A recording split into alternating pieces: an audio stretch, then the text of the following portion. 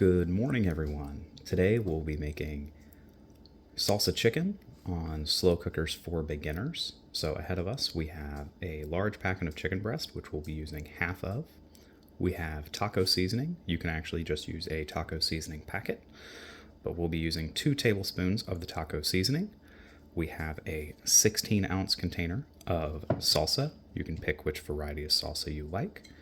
And then we have diced green chilies. You can get a 4-ounce or 7-ounce. My chicken breasts were a little bigger, so I went ahead and I got the 7-ounce. And then optionally, I have some food-safe gloves. If you don't like touching raw meat, these are a good alternative. However, they are not a substitute for washing your hands. So starting off, we're going to go ahead and get the chicken breast inside our slow cooker. So we're going to take 4 chicken breasts and place them in the base of our slow cooker.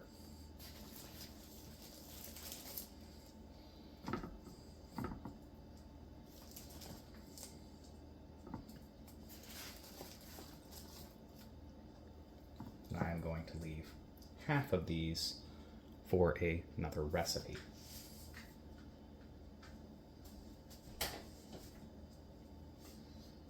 We're going to wash our hands.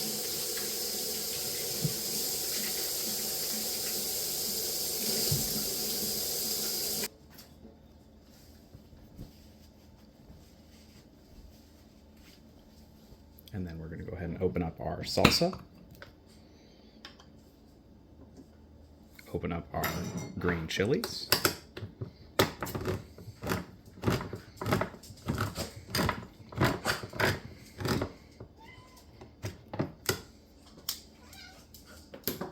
If you can hear my pets in the background, every time a can opens, they think they are getting a treat, regardless of what is being opened. They do not like green chilies. And then we're going to go ahead and take the lid off the taco seasoning to make it easier to get into. So at this point, I like to employ the dirty hand, clean hand technique. It's important to keep that same hand throughout your cooking.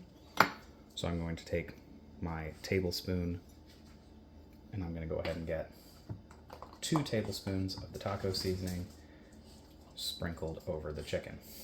And the reason for a clean hand, dirty hand is so I can then rub this into the chicken and then dump these in afterwards. So, dirty hand, clean hand. So I'm going to go ahead and just get the taco seasoning kind of rubbed into the chicken wherever I can. When we add the salsa over top, some of this will run, but getting a little bit of it rubbed in will assist. And like I said before, if you do have an aversion to touching raw meat, the food-safe nitrile gloves are a great use case here. So, nothing fancy, just rub some of that taco seasoning in. And we're going to go ahead and take our can of salsa. And this is not an ingredient we'll be using elsewhere, so if I need to touch it with my dirty hand, I can. The point is not to contaminate the rest of your kitchen with a chicken hand. Then I will take the green chilies and also spread them over the slow cooker. As you can see, they kind of came out in a lump. That's not a problem. I can take the tablespoon measurement that I've already used and just spread them evenly across the chicken. And so now we'll wash our hands.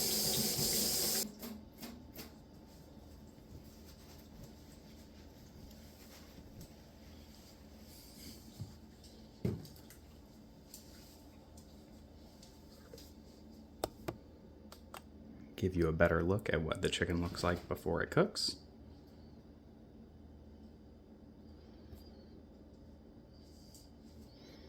We're going to go ahead and place the lid on our slow cooker.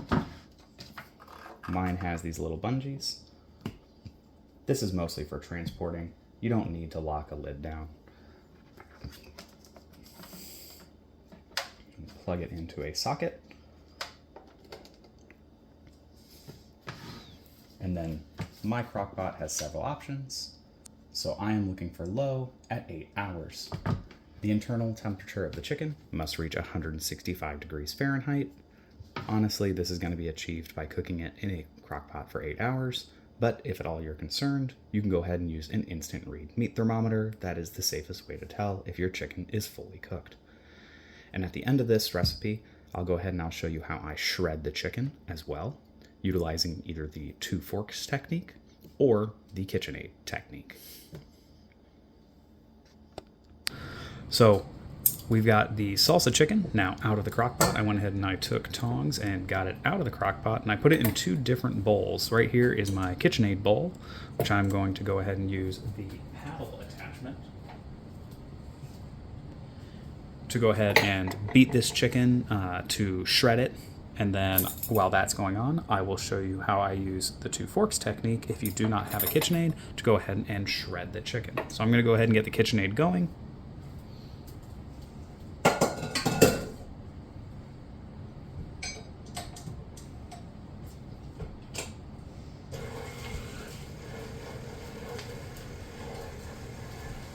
And while the KitchenAid is going, we're going to go ahead and take our 2 forks. And as you can see, this chicken is fall apart tender. And I went ahead and I cooked it for the 8 hours. And just a reminder, you're looking for 165 degrees Fahrenheit to make sure that chicken is done. And so all I'm doing is I'm taking a piece of the chicken and pulling it apart with the 2 forks. It is as the name describes, and it is especially made easy by the fact that this chicken is just falling apart. So don't think that you need to have a KitchenAid. It just sometimes makes it a little easier, especially if you're making this in bulk. This is a good freezer option, but also shredding it does not take very long.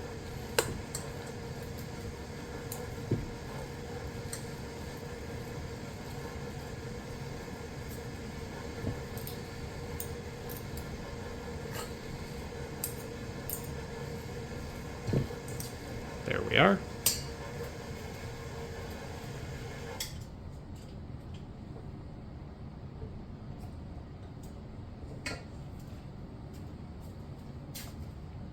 And that is the chicken from the KitchenAid. So if you're looking for more of a pull chicken kind of vibe, that will be with the fork. But if you're okay with your chicken getting beaten up a little bit more and turned into more of a kind of burrito filling, I would recommend the KitchenAid. Or just don't beat it as long as I was. Thank you all for watching.